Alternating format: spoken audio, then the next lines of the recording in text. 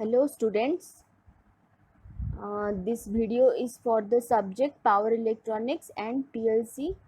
Power Electronics and PLC subject is for Electrical and Electronics Diploma Engineering students, and it is for the 5th semester students. Okay, so today's topic is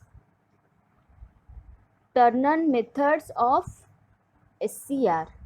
Okay, so turn-on methods of SCR means turn on the device. SCR means the device switches from off state to on state. So to switching from off state to on state, we need to apply some external voltage source to the power semiconductor device. Yes, here the power semiconductor device is SCR. So when we give external supply to the power circuit, what happens? Here anode is connected with the positive terminal of the supply with respect to cathode. After that, thyristor can be turned on by the following techniques. So different turn on methods of SCR means turn on method means triggering technique. So we can say different types of triggering method, or we can say different types of turn on methods of SCR. So when anode of SCR is positive with respect to cathode, the thyristor can be turned on, but by different techniques thyristor can be turned on. So here are some of the techniques are explained. Those are forward voltage triggering, gate triggering, dB by dt triggering, temperature triggering, and light triggering. So here we discuss briefly about forward voltage triggering and gate triggering. Okay, so in forward voltage triggering, what happens? Forward voltage triggering means when anode to cathode forward voltage is increased with gate circuit open, the reverse bias junction J2 will break. Okay, so this is known as avalanche breakdown, and the voltage at which avalanche breakdown occurs is called forward breakover voltage, that is VBO. Okay, so at this voltage level, thyristor changes from off state to on state. Here off state means high voltage with low leakage current, and on state means low voltage with large forward current. Okay, so as from the beginning J1 and J3 are already forward biased, that means when we apply voltage supply, external supply to the device, that means when anode is positive with respect to cathode and gate circuit open, so initially junction J1 is forward bias, J2 is reverse bias, and J3 is forward bias. So after avalanche breakdown occurred at J2, J1 and J3 junctions are already in forward biased, and breakdown of junction J2 allows free movement of carriers across the three junctions. Okay, so now the current can conduct through J1, J2 and J3 junctions, and and the charge carriers are freely moved from anode to cathode. Okay, or the charge carriers are freely moved throughout the three junctions, and as a result large amount of forward anode current flows through the device. Okay, so as stated before, this forward current is limited by load impedance, which I have given in the previous classes. I have shown you the elementary circuit diagram.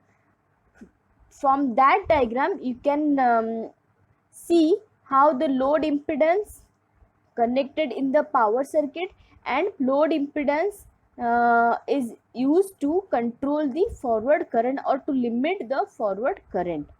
Okay, so in practice the transition from off state to on state obtained by exceeding VBO is never employed, as it may destroy the device. So practically what happens in this method, by increasing the anode to cathode voltage up to the level of VBO, that is forward breakover voltage, what happens at that level, voltage is higher, and once VBO reached, current is also higher, current level, forward current level is also greater, so voltage greater, current greater. So at this level the device may destroyed, the device may get destroyed. So that's why it is not, it is practically not it is practically not reliable to use this forward voltage triggering method.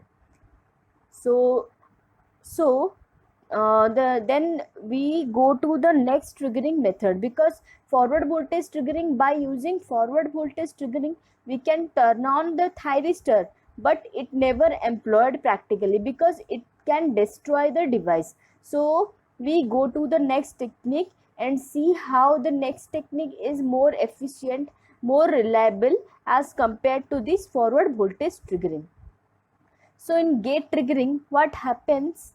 Uh, Gate triggering method is more reliable, simple and efficient as compared to the forward voltage triggering. How? Because here also initially what happens, to turn on the SCR we need to apply some external voltage source. That's why anode is positive with respect to cathode, but here gate is connected through a external source, external voltage supply, small voltage supply. That means gate is made positive with respect to cathode. So after gate switch, after closing the gate switch, what happens? A small amount of positive, positive gate voltage applied between gate and cathode, and gate current thus established. That means gate current now can flow from gate to cathode circuit, so that charges are injected into the inner P layer. Okay, and voltage at which forward breakover occur is reduced. Okay, so the forward voltage at which the device switches to on state depends upon the magnitude of gate current. So higher the gate current, lower is the forward breakover voltage. This graph represents higher the gate current and lower the forward breakover voltage. Okay, so and then when positive gate current is applied, gate P layer is flooded with electrons from the cathode. This is because cathode N layer is heavily doped as compared to gate P layer. Already I told you in the layer diagram, this is P plus, this is N minus, this is P minus, this is N plus, this is anode, this is cathode, and this is gate. Okay, so what happens when positive gate current is applied, gate P layer, that means this layer, gate P layer is flooded with electrons from the cathode, because once current flow in this direction, uh, electron flow in this direction. Okay, so gate P layer is flooded with electrons from the cathode. This is because cathode N layer is heavily doped as compared to the gate P layer. Yes, because N plus means what? Heavily doped N layer. It has already higher amount of majority charge carrier. Those are electrons. So that's why more amount of electrons are there in N plus layer, which will now flow towards the P minus layer. Now the amount of electrons in P minus layer is greater as compared to the initial stage. So once the charge carriers, or once the electrons are flooded in P minus layer, the width of depletion layer at junction J2 decreases. Okay, so once the n layer is heavily, once the n outer n layer, that means this n plus layer, once the cathode n layer is heavily doped as compared to the gate p layer, as the thyristor is forward biased, some of these electrons now reach the junction J2. Okay, so what happens as a result? Width of depletion layer around the junction J2 is reduced. Okay, so what happens in this stage? When positive gate current is applied, we apply this positive gate current. Positive gate current means this current. Once positive gate current is applied, gate P layer is flooded with electrons from cathode.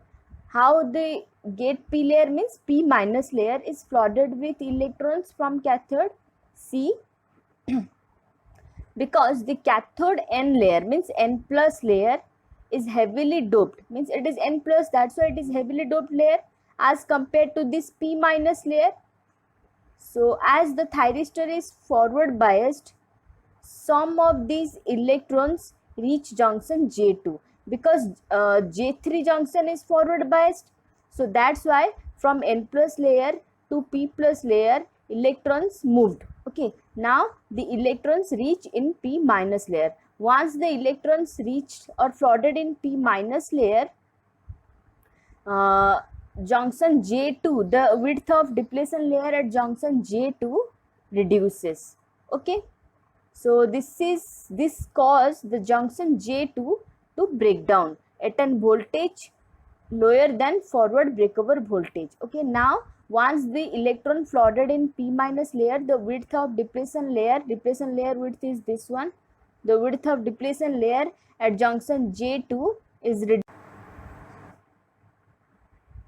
So once avalanche breakdown occurred at junction J2 at some voltage lower than the forward breakover voltage, then all the charge carriers can freely move through junction J1, J2 and J3, and now current can flow from anode to cathode. Okay, so here what happened, what you analyze or what you conclude from this gate triggering method, that the voltage level at which avalanche breakdown occur at junction J2 is lower than VBO, which occurred due to the application of gate current. That means if the magnitude of gate current is increased, more electrons will reach junction J2.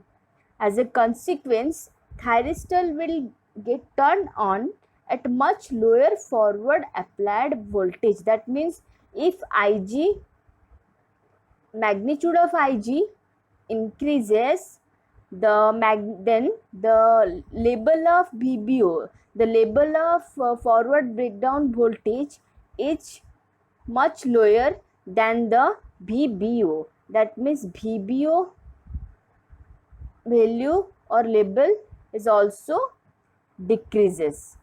Okay, so and thyristor can turn on with the help of gate current. So now you understand the gate triggering method, the basic of gate triggering method. Here I explained the basic of forward voltage triggering method and gate triggering method, which I will, some more explanations are there which I will describe to you in the whiteboard part. Okay.